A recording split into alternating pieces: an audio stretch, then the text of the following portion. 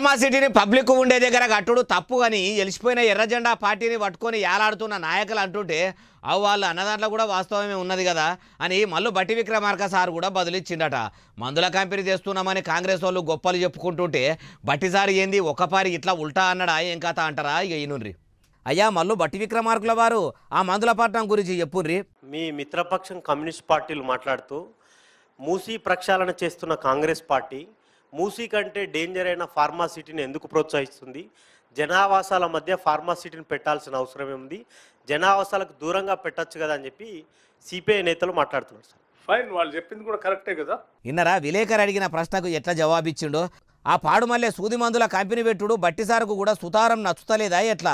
మరి ఎందుకు ఫార్మాసిటీకి భూములు ఇయ్యాలని పబ్లిక్ను తిప్పలు పెడుతుండ్రు అంటారా? ఏమో కాంగ్రెస్ పార్టీ లీడర్ల కథలు ఎప్పటికీ అర్థం కావు. ముఖ్యమంత్రి రేవంత్ సార్ చేస్తున్న పనులు ఎవ్వి అంత వట్టిపచ్చిగా జనంకు అంత జల్దినా సమజు కావు. ఓ దిక్కు మూసీ నదిలో నీళ్లు తేటగా చేసేందుకు పేదల బతుకులతోని ఆటలు ఆడుతుండ్రని కారు పార్టీ లీడర్ల కాడ నుంచి కమలం పువ్వు పార్టీ లీడర్ల దాకా కాకులోలే ఒర్రుతున్న ఆ వేవి పట్టనట్టు మూసీ నది చుట్టుముట్టున్న ఇండ్లు కూలగొట్టే పని మీద ఉండే. అట్లనే సూది మందుల కంపెనీ కడతామని అట్లా అంటుంటే కూడా ఇట్లా బట్టిసారు ఎందుకు అని పోయి కాంగ్రెస్తోని పొసుగని ఎర్రన్నల పోరాటంలో కూడా న్యాయం ఉన్నదని అనబట్టే. బట్టిసారు చెప్పిన దాన్ని బట్టి చూస్తే ఆ మందుల పట్టాన్ని ప్రజల నడుమ పెట్టకుండా ఉప ముఖ్యమంత్రి సారు ఆబ్దాలు చేయిస్తాడా అంటే ఏమో ముంగడ తెలుస్తుంది అంటుర్రు ఈ ముచ్చట తెలిసిన వాళ్ళు.